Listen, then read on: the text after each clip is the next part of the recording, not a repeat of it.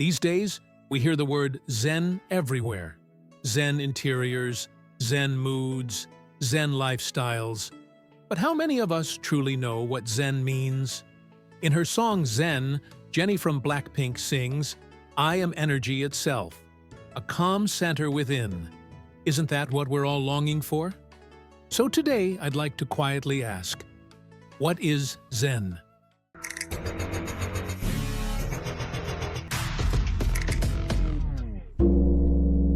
Zen is the Japanese pronunciation. In Chinese characters, it's written as Chan, the Sanskrit word dhyana, meaning deep meditation, traveled from India to China, where it became Chan, and later reached Japan, where it came to be known as Zen.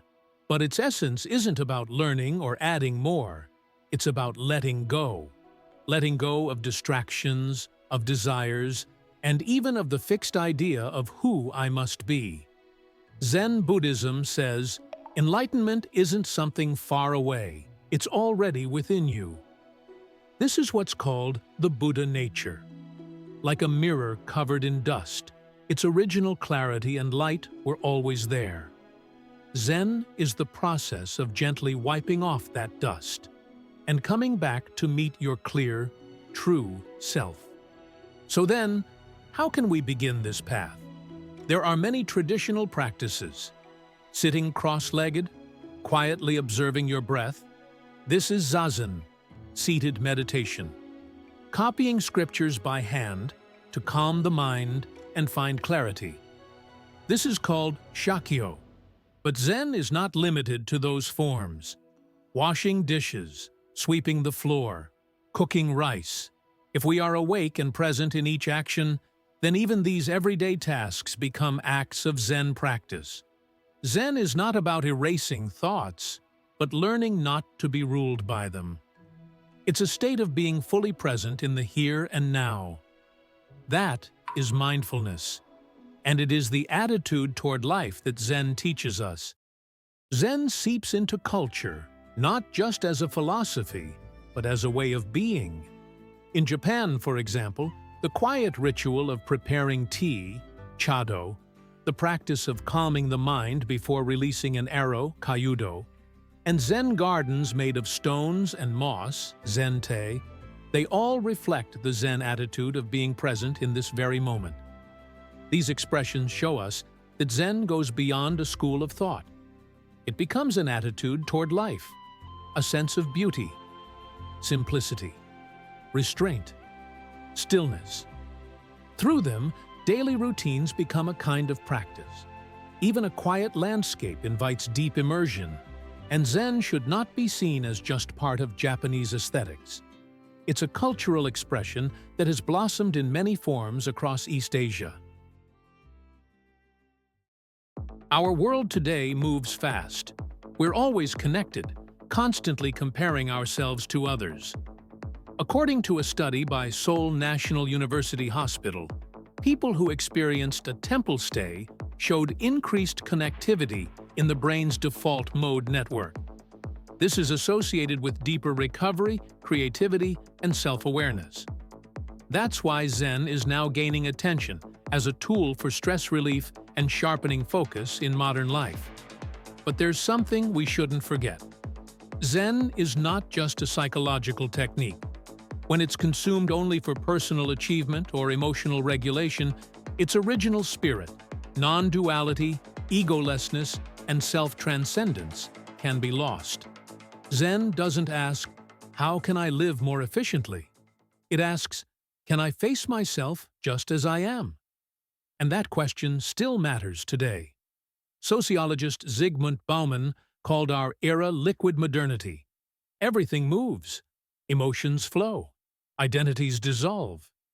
We live in a time where there is only becoming and almost no sense of simply being. Zen offers us a chance to pause in that current, to sit still, and to meet ourselves again. Zen is open to everyone. It doesn't require any specific religion, belief, or knowledge.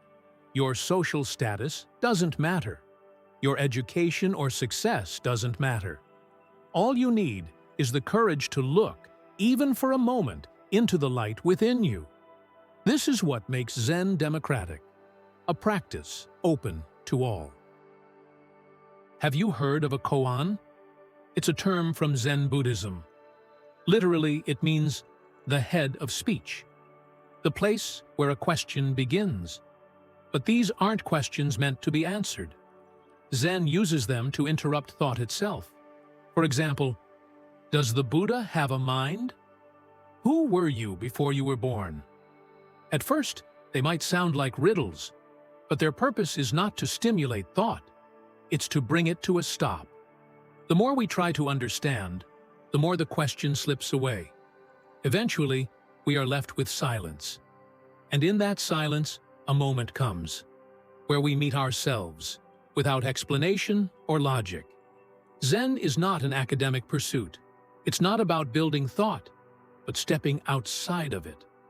We're always trying to explain, define, categorize. But Zen tells us to pause all that and face the truth that was hidden underneath. Enlightenment doesn't come from arriving somewhere new. It comes when there's nowhere left to go, and we finally stay, right here, in this very moment. That's why the Koan asks, not for answers, but for presence. Zen leads us not toward thought, but into the depth of being. Zen is just the finger. What truly matters is the moon it's pointing to. And that moon, it's not far away. It has always been within us, shining quietly, even now. I was drawn to this culture, to its stillness and clarity. And in that path, I found bonsai. For me, bonsai became the way I reached toward the moon. So now, I'd like to ask you, in your life, how do you look at the moon? Thank you for watching. It is like a finger pointing away to the moon. Don't concentrate on the finger or you will miss all that heavenly glory. Do you understand?